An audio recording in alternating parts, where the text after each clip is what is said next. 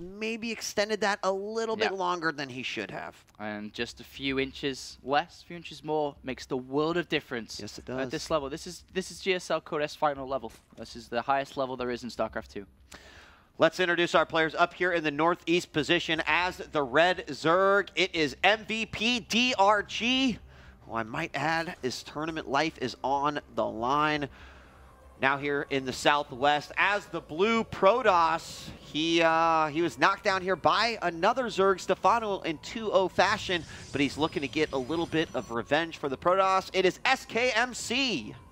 And just looking at Dongraegu's results across his entire MLG season, to see those results of his lowest result was 5th place, then 3rd, second, third, second, first. It's incredible.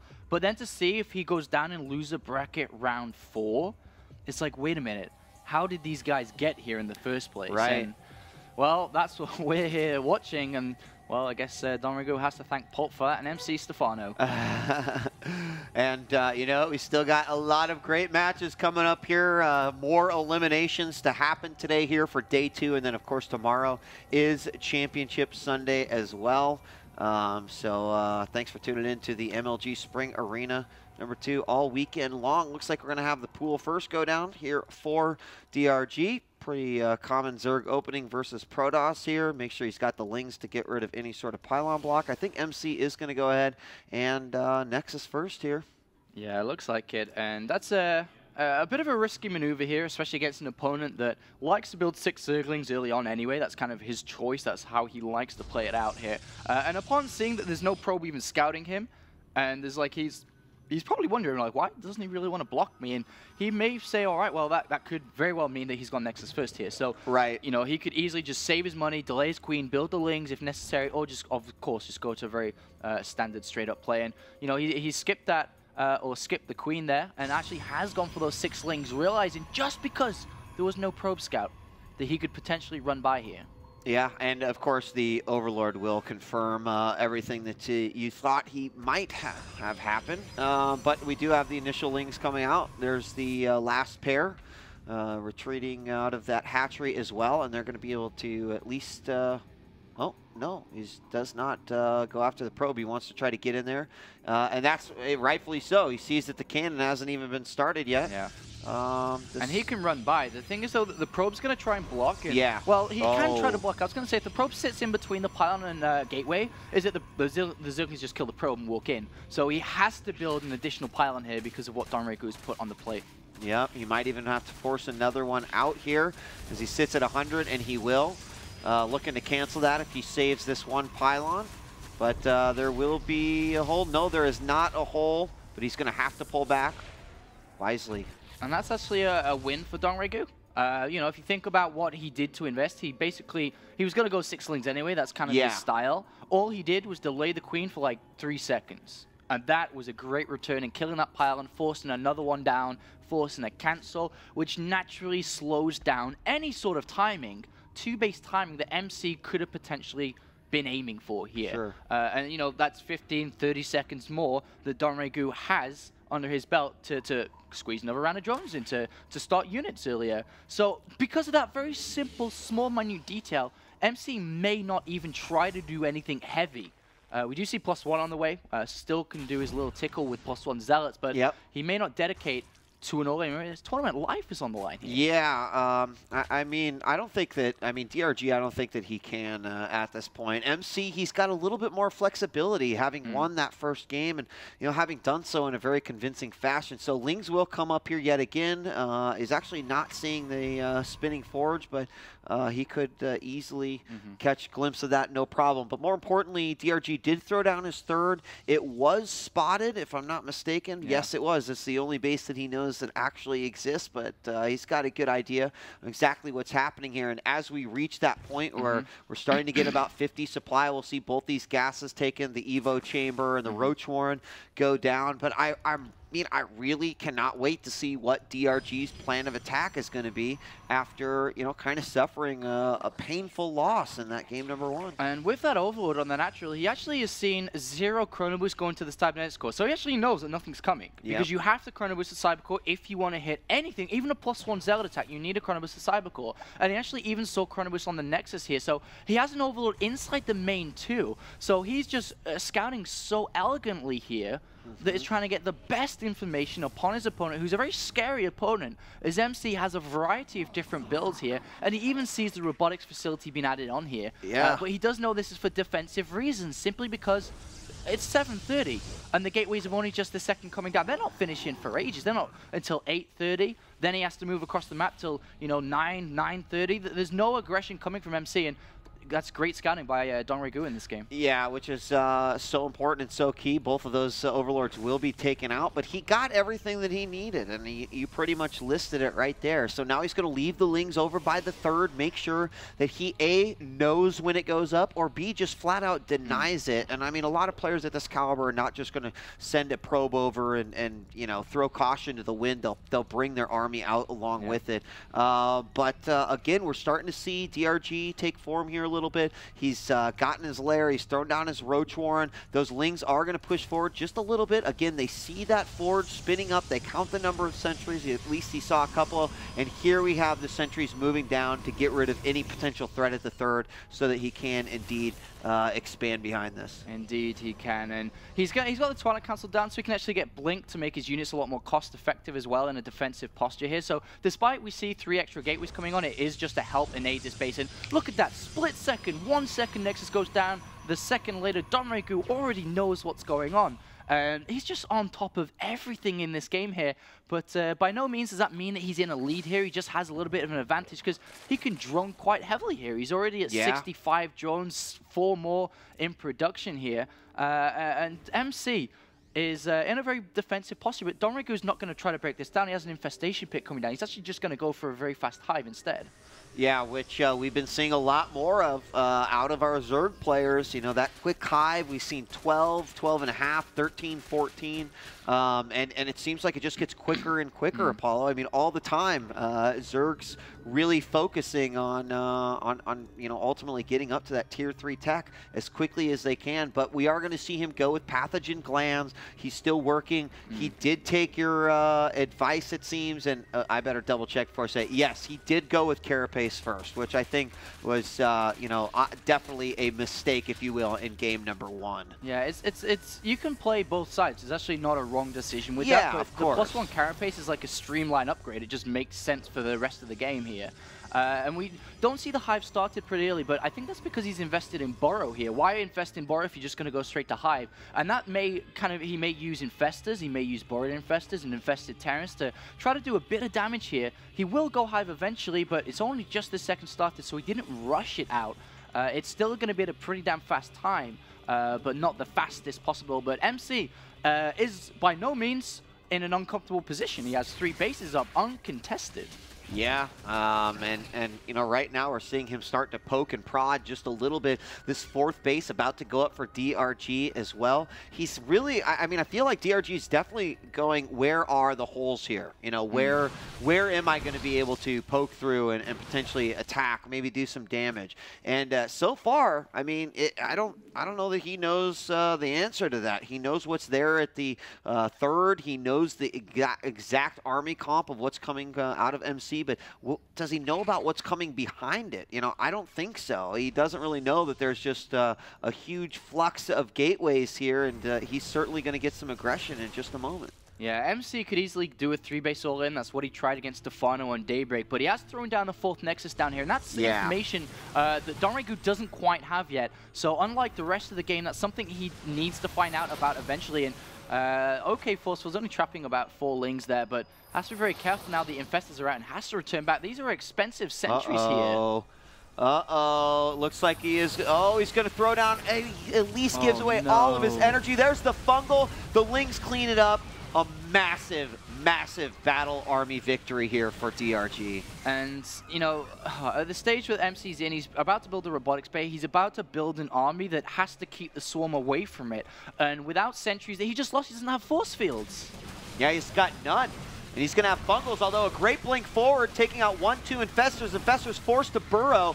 And that, I mean, guys, we're seeing just great decisions on both sides. You know, MC, I think, making the right one. But here comes a huge swell of units. I don't think he was quite expecting this, Apollo. No way did he expect that. And Dongraegu catches MC by chance there. MC walking out, but he is warping in more zealous. But there's so much energy left on the Infestors, and the Lings are shredding through this. Yeah, they are. I mean, the Zealots are going to do a good job cleaning up, but as the Fungals lay down on a few of those Stalkers, it's hard to believe that we're already here at the third. Now, this base, this fourth base, is going to be kind of in a little bit of danger here. There is a pylon for a warp in, but I think he's going to have to give that up. As you can see, he's really not pushing forward. More Lings coming out. Additionally, we have a few more Roaches, a lot of Infestors back on the field. He did save a lot of the Infestors that used their Fungals and moved back, and we've been talking about unit retention and how important that is, and I think that's really, really something to see right there. And I really like Dongraegu, how he adjusted to the game. He's like, well, if MC's going to be cheeky and take a fourth base, I'll just delay getting those Broodlords out. I'll just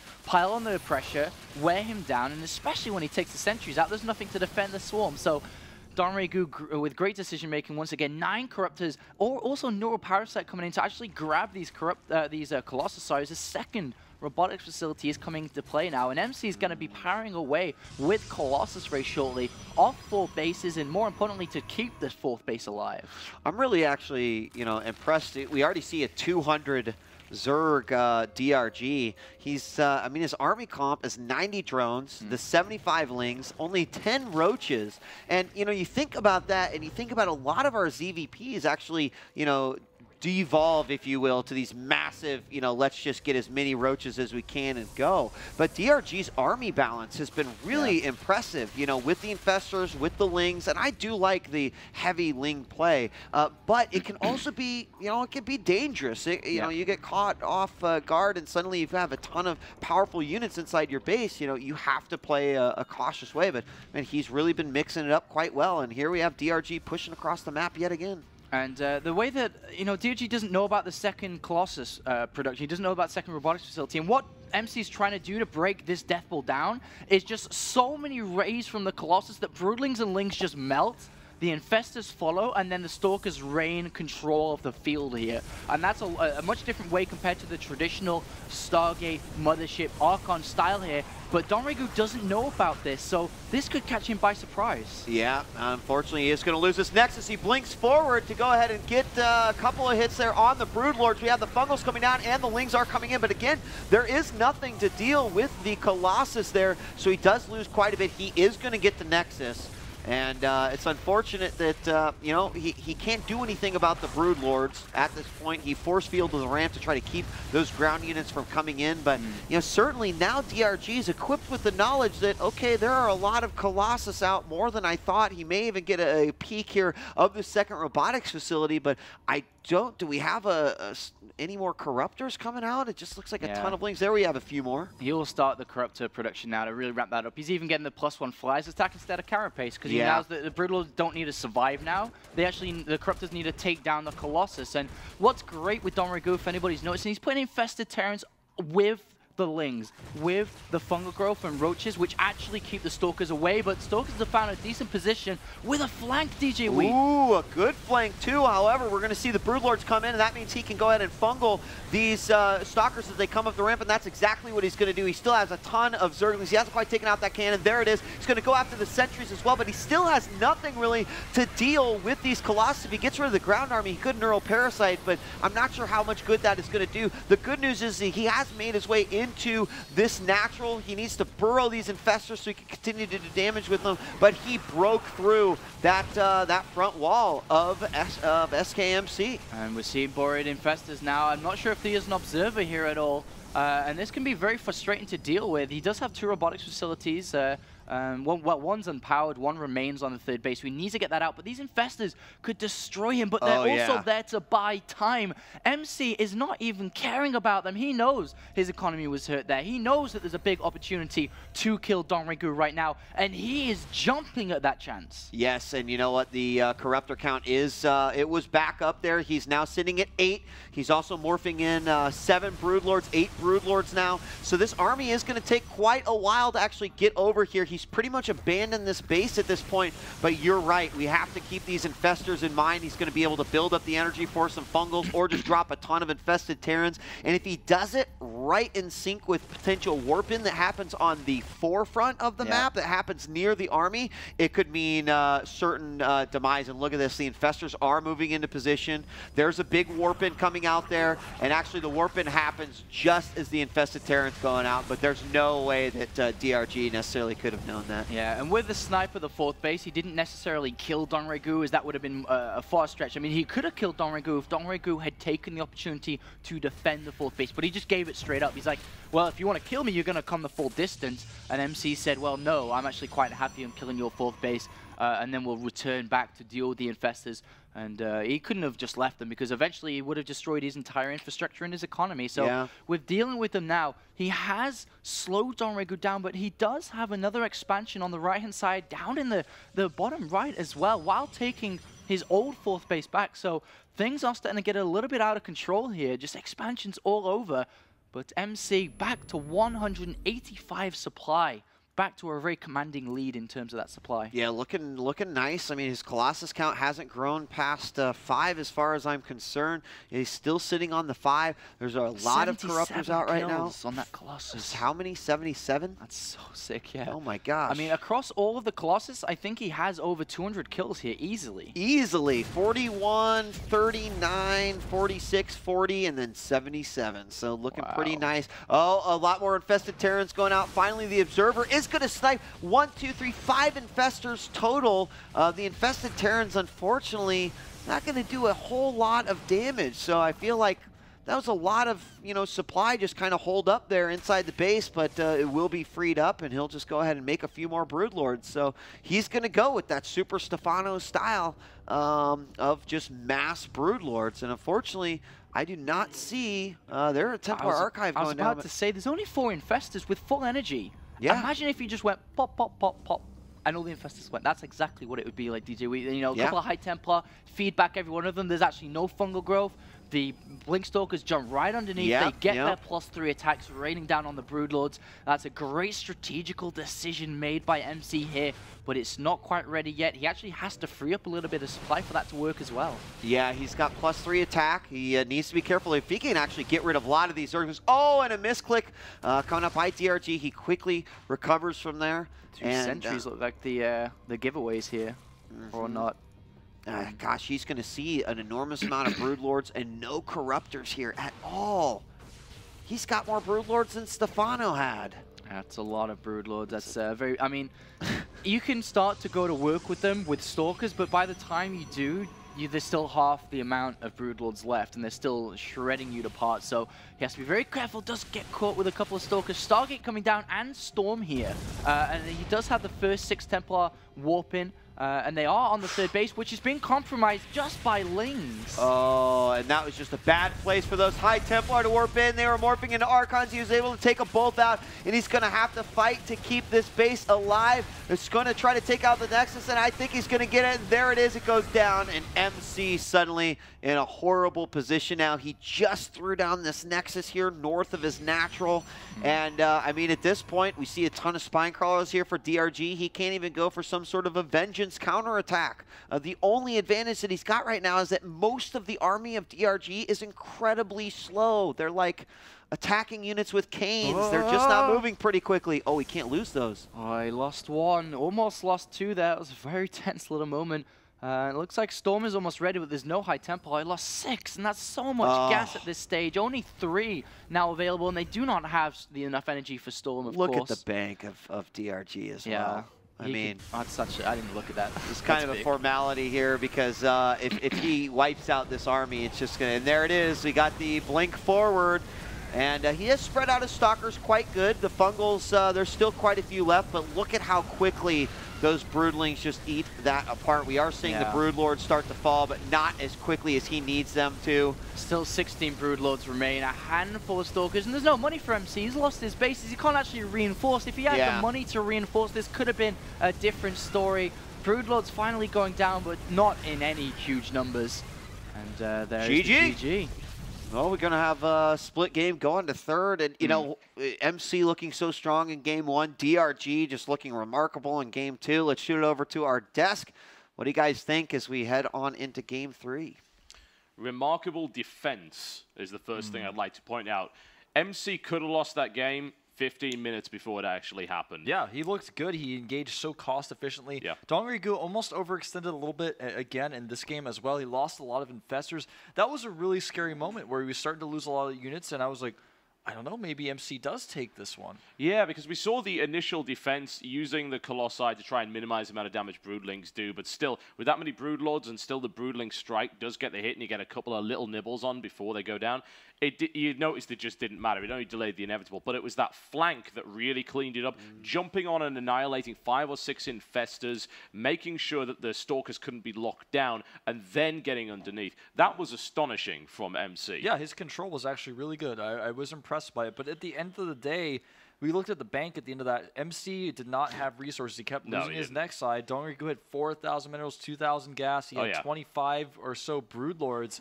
And even if you blink under that many, I mean, he's got basically a 2 Stalker to 1 Broodlord ratio. Yeah, you need something there. And you saw what he was doing. We were actually a little confused as to why he would go for Templar. Thinking, is he going to go for Storm? Because it's so difficult to land that. But he needed something to soften up the large number. And he was far too far away from Archon Toilet. That wasn't a possibility. Yeah. He didn't even have a Stargate. Yeah, So and he was trying to get out a little later, but at that point, you know, after your third base goes down, it's a bit late for that. Yeah, he didn't have the money, so. Yeah. Well, game 3 is going to be on Metropolis, guys, so we're going to take it all the way to the end. And keep in mind, if you've just joined us, one of these 2 players is going to be eliminated from the MLG Spring Arena number 2. DRG and MC, both champions in their own right, but it is MC who's never himself won an MLG championship, as you mentioned, Apollo. I think that's interesting to note because I know that MC, he just doesn't like to lose, period. I mean, no player does, but we've seen MC before, and is not a nice guy when he loses. I think he really wants this, and DRG doesn't want to be put on the side burner either. Yeah, and MC, you can see he's just such a very confident look, but at the same time a very serious look. And you have to remember too that MC, for people on the stream that don't know this, MC actually came to the studio today in his Murloc suit. Yes, this guy came here, but then with the games against Stefano and now Dongraegu, that's not even seen. It's gone. He put it away. Yeah. He's just ready to rock and roll, Apollo. A Metropolis, certainly there's got to be some bad acid flashbacks going on here for